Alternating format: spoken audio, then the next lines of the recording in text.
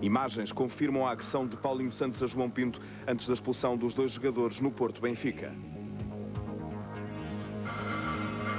Trabalhadores não arredam um pé da Cabos Dávila, querem a demissão da gestora e exigem o pagamento dos salários em atraso. Vera Jardim assume responsabilidade. O erro dos indultos foi seu, mas o Ministro da Justiça já disse que não se demite. Muita chuva no Alentejo atrasa sementeiras. 98 pode ser um ano de grandes prejuízos na agricultura.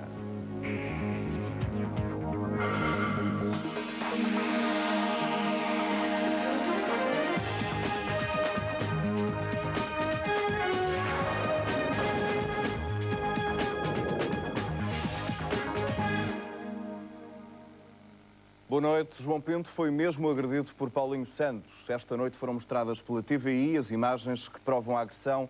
Paulinho Santos deu uma violenta cotovelada a João Pinto e fraturou o maxilar do jogador encarnado antes dos dois terem sido expulsos no Porto Benfica do passado sábado. António Oliveira reagiu às imagens, diz que está envergonhado, pediu desculpas ao Benfica e afirma que Paulinho Santos vai ser alvo de um processo disciplinar.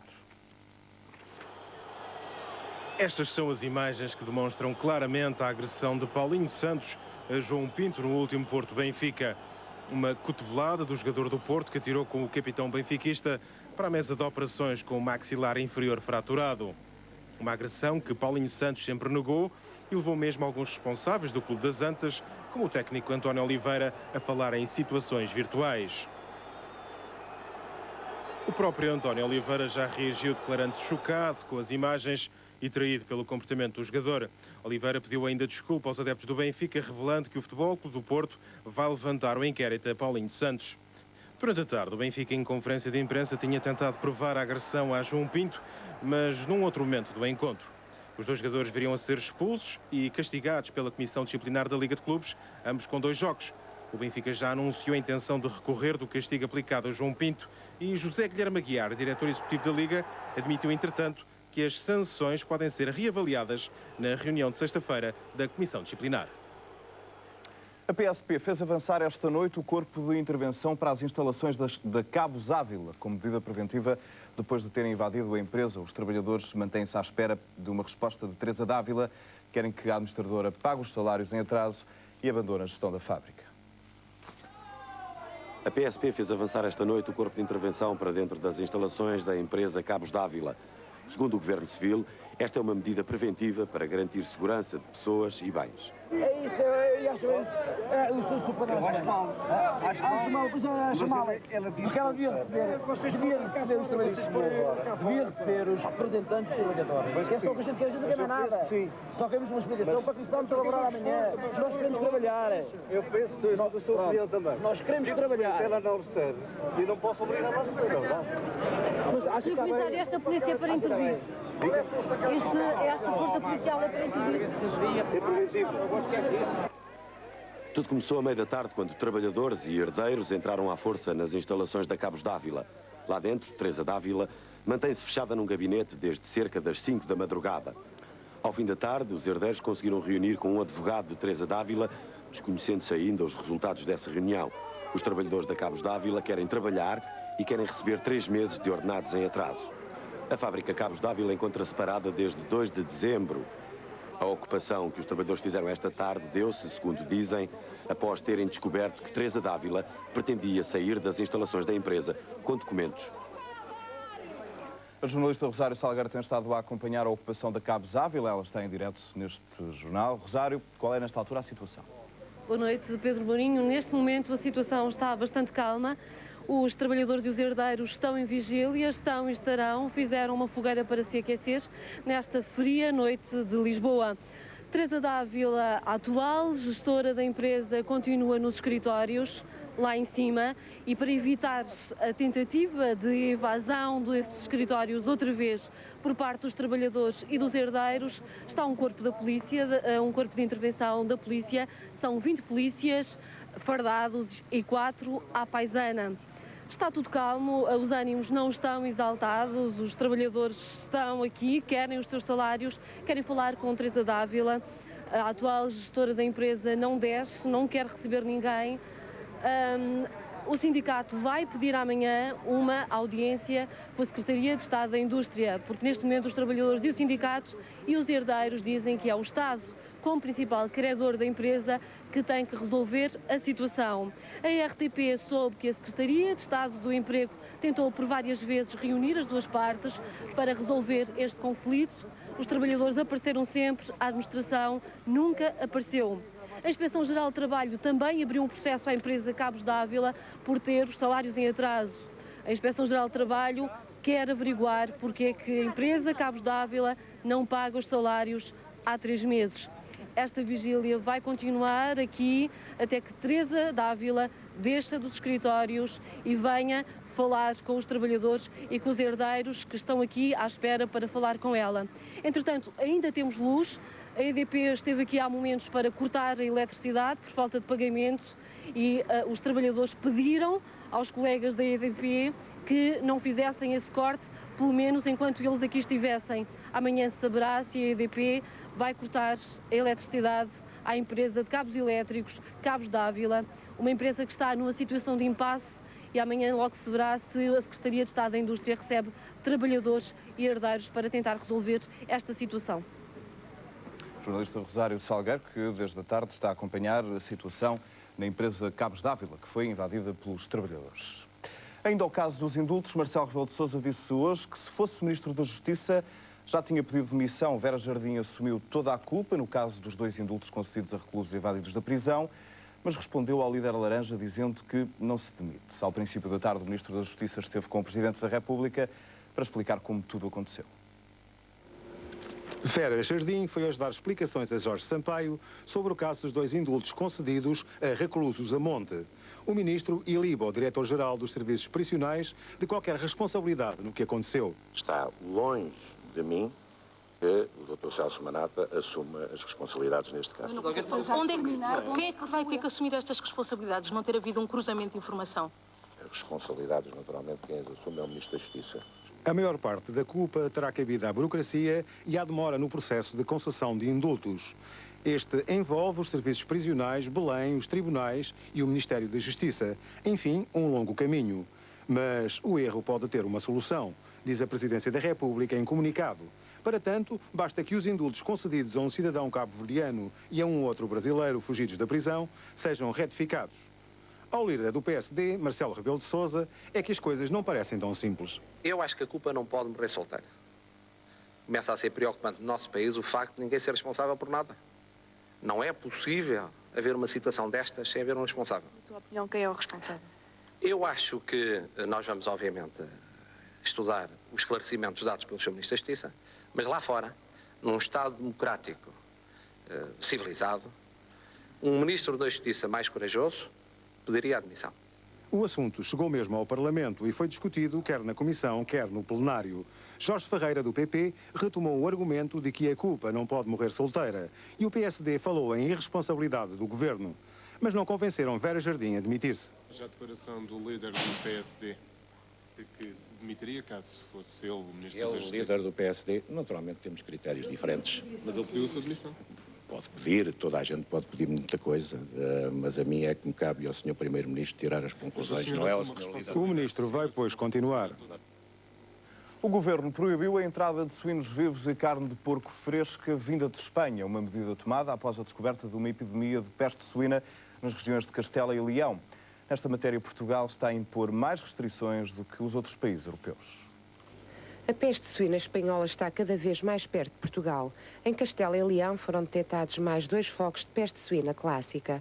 A proximidade de fronteiras fez com que o governo português proibisse a importação de suínos vivos e de carne de porco fresca de Espanha. Quanto aos enchidos espanhóis, não há problema. O fiambre e as salsichas são sujeitos a um tratamento térmico e, como tal, não representam perigo para a saúde. Nesta matéria, Portugal está a impor mais restrições do que os restantes países europeus. A proibição tem-se limitado às zonas ou aldeias onde existem focos de peste suína, mas Portugal foi mais longe. Optou por uma decisão radical, a proibição de comprar suínos ou carne de porco espanhola. Depois de anos seguidos de seca, o Alentejo tem agora um novo problema. As chuvas deixaram os solos encharcados e as sementeiras não foram feitas. Os agricultores receiam pela viabilidade das explorações, mas o Governo diz que ainda é cedo para tomar medidas. Estamos em janeiro e quase a totalidade das sementes de outono e inverno ainda não foram lançadas à terra. Os agricultores dizem que os solos estão de tal forma encharcados que é impossível semear. É assim um pouco por todo o Alentejo. Em algumas zonas caíram 700 milímetros de água e o solo está muito saturado. Está terrível, está do pior. Está em péssimo estado porque o ano tem chovido muito e o tempo da sementeira passou. Já passou.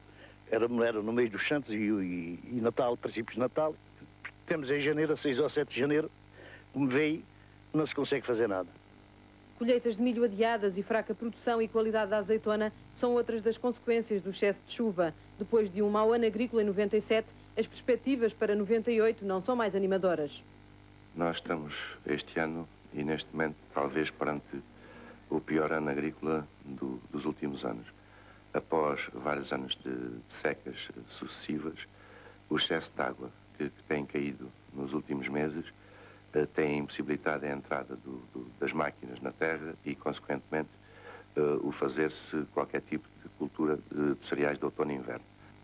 Também a pecuária vai sofrer as consequências do mau ano agrícola. Sem cereais não haverá restolho para alimentar o gado. Os agricultores terão então de recorrer a rações. A Associação de Produtores de Cereais apela à calma e união, mas acrescenta que a situação está a atingir o limite.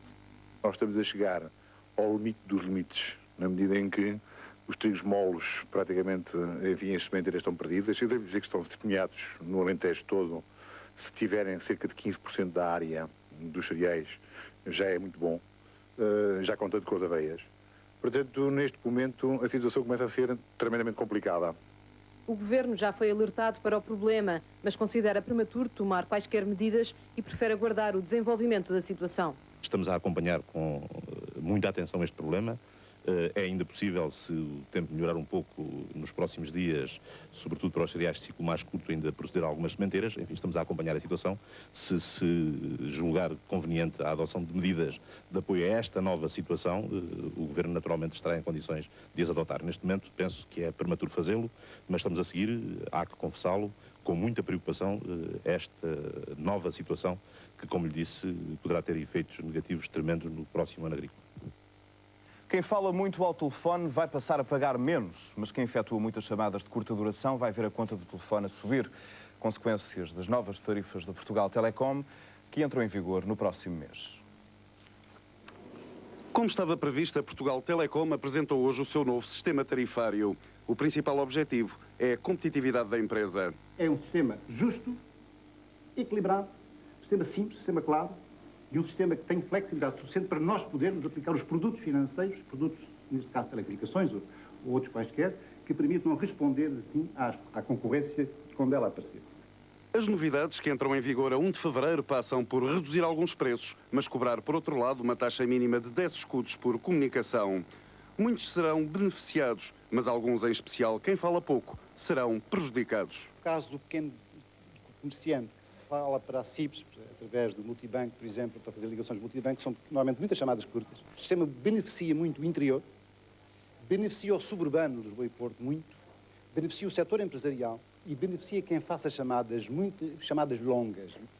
O número das áreas tarifárias irá diminuir. Passam a existir apenas 3 tipos de chamadas. As locais, num raio de 10 km a partir da origem do telefonema, as regionais até 50 km e as nacionais para distâncias superiores a 50 km.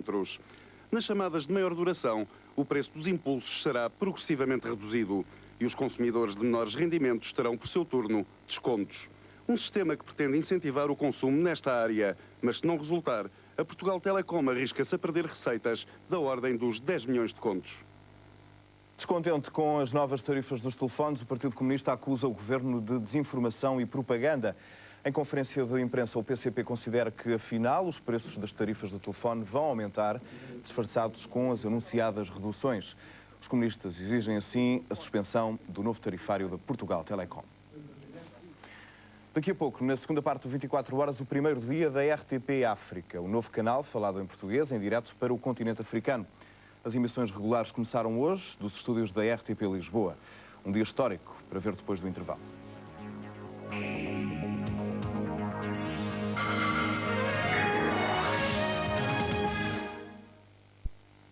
24 horas, segunda parte. A entrada ilegal de curdos na Europa está longe de ser solucionada. Um quebra-cabeças que, por certo, não vai ficar resolvido na reunião das polícias europeias em Roma. O problema cresce de dia para dia. À costa do Adriático continuam a chegar muitos curdos que fogem da Turquia. Nada nem ninguém consegue deter a chegada dos curdos à costa do Adriático. Chegam exaustos e com meninos nos braços, prontos a enfrentar todos os desafios. E, por certo, contentes de conseguirem o seu objetivo. Fugir do Kurdistão, onde o governo de Ankara os trata como cidadãos de segunda. Para as autoridades de diversos países da Europa, esta situação representa um grande quebra-cabeças, nomeadamente para a Itália, a Áustria e a Alemanha, onde existe uma grande colónia curda. Em Bruxelas, especialistas europeus em imigração concluíram que a melhor forma de deter este fluxo imigratório é apertar a vigilância das fronteiras, uma prática que as autoridades de Bona puseram já em prática. Nas próximas horas em Roma, reúnem-se responsáveis das polícias da Europa e da Turquia. Para o governo italiano, existem dois objetivos nesta reunião: conseguir da Turquia e da Grécia um compromisso na luta contra o tráfico ilegal de clandestinos e uma ação conjunta das autoridades policiais europeias para estancarem a imigração ilegal. Mais difícil será, por certo, definir qual o estatuto a dar a estes curdos, se imigrantes clandestinos, se refugiados políticos. Os Estados Unidos garantem que o governo argelino está na disposição de autorizar a entrada no país de uma missão da ONU para investigar os massacres. No entanto, o Argel continua a rejeitar a proposta de Bruxelas e de Washington sobre o auxílio às populações atingidas. Mas um dos principais partidos argelinos na oposição apoia a iniciativa da União Europeia e dos Estados Unidos de ajuda às vítimas. Entretanto, o líder espiritual dos fundamentalistas xiitas do Líbano acusa o governo argelino de ser ele o grande responsável pelas chacinas. Em França, foi dia de manifestação dos desempregados, um protesto contra a ineficácia do governo para combater a falta de emprego. Recorde-se que a luta contra o desemprego foi uma das bandeiras da campanha eleitoral de Lionel Jospin, atual primeiro-ministro. Eram milhares de desempregados em protesto nas ruas de Paris. Gritavam contra o desemprego e contra a exclusão social. Junto à sede do organismo que gera o sistema de indenizações dos desempregados, a forte concentração policial não abafou os protestos dos manifestantes. Uma manifestação que ameaça o período de calmia que tem vindo a caracterizar o executivo de Lionel Jospin. Os manifestantes acusam o primeiro-ministro francês de não ter cumprido as promessas feitas durante a última campanha eleitoral. Exigem agora que o executivo proceda a uma reestruturação do sistema de subsídios e lhes dê oportunidades de trabalho. Em França, o número de desempregados ascende aos 3 milhões, uma população ativa de 25 milhões. Lionel Jospin ainda não se manifestou, mas está prevista para quinta-feira uma declaração do primeiro-ministro sobre o assunto. Os oceanos estão em perigo. O alerta foi hoje lançado nos Estados Unidos. Mais de 1000 cientistas apresentaram um documento que aconselha as autoridades mundiais a tomarem medidas para a proteção dos mares. O aviso é sério e os especialistas garantem mesmo que, se nada for feito, muitas espécies marinhas caminham rapidamente para a morte. 1998 é o Ano Internacional dos Oceanos. A classificação partiu das Nações Unidas, mas nada se tem feito pela sua preservação. Muito pelo contrário, são cada vez mais graves e em maior número os atentados aos oceanos. Por isso, 1.600 cientistas e biólogos de 65 países lançaram um alerta aos governos de todo o mundo. Ou começam já a agir, ou se perde irreversivelmente os ecossistemas marinhos. É chocante que se gaste mais dinheiro a estudar os mares de Marte do que os oceanos da Terra, especialmente quando vejo que todos os dias continuamos a esgotar os bancos de pesca a nível mundial. É chocante. Há países que já não conseguem arranjar peixe devido à sobreexploração piscícola. Além da exploração excessiva, os oceanos são alvo de todo o tipo de poluição, são utilizados como caixote de lixo e neles são introduzidas espécies marinhas fora do seu habitat. O homem tem manipulado o maior ecossistema do mundo. Ele é a maior ameaça para os oceanos. O mar, a maior fatia da biosfera, está em perigo. Não importa que necessidades temos. Se o nosso planeta perde a capacidade de manter a vida humana e a vida de outras espécies, das quais dependemos, então sim, ficaremos em maus lençóis. Não basta fazer exposições mundiais sobre os oceanos. É preciso protegê-los do próprio homem.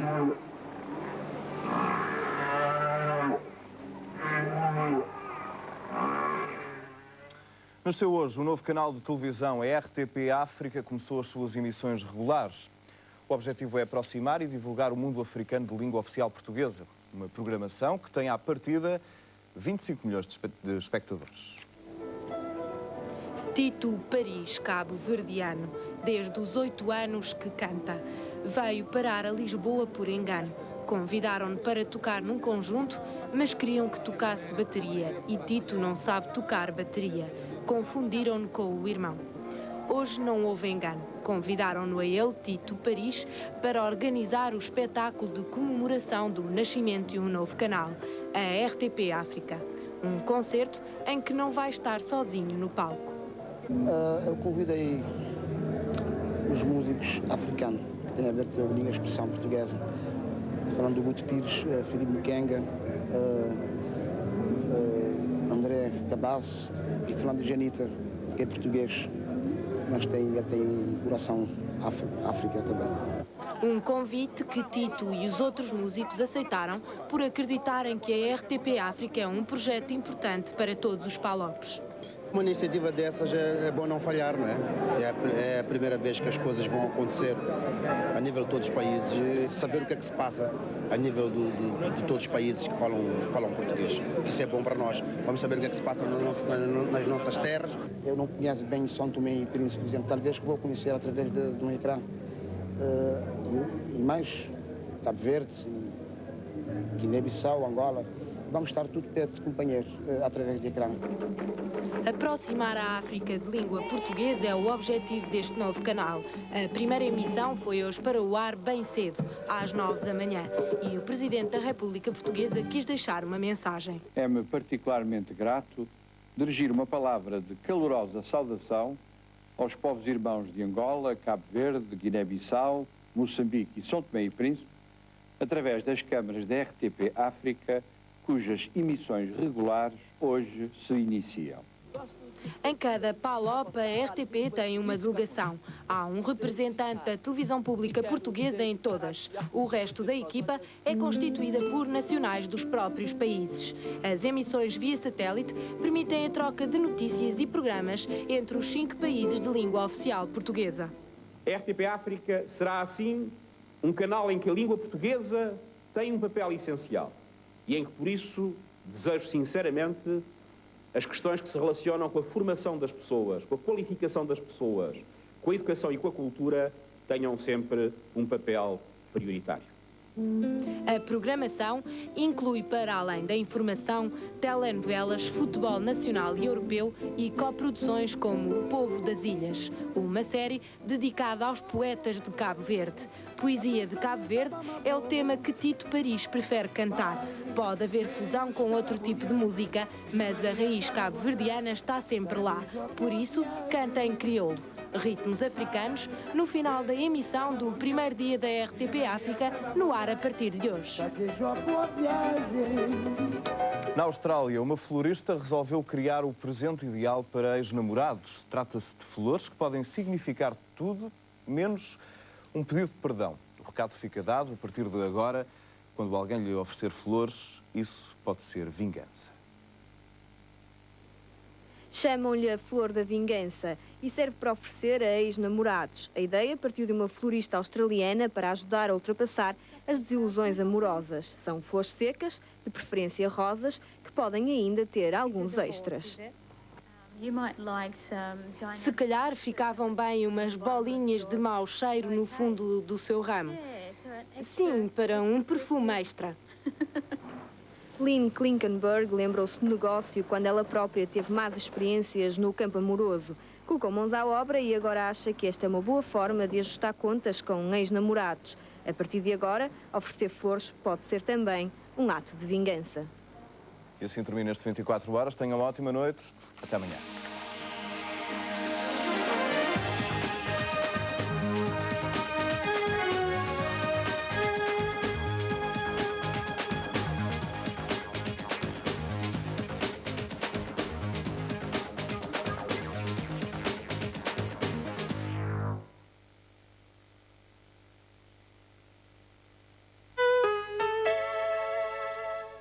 O maior operador europeu de internet, EUNET.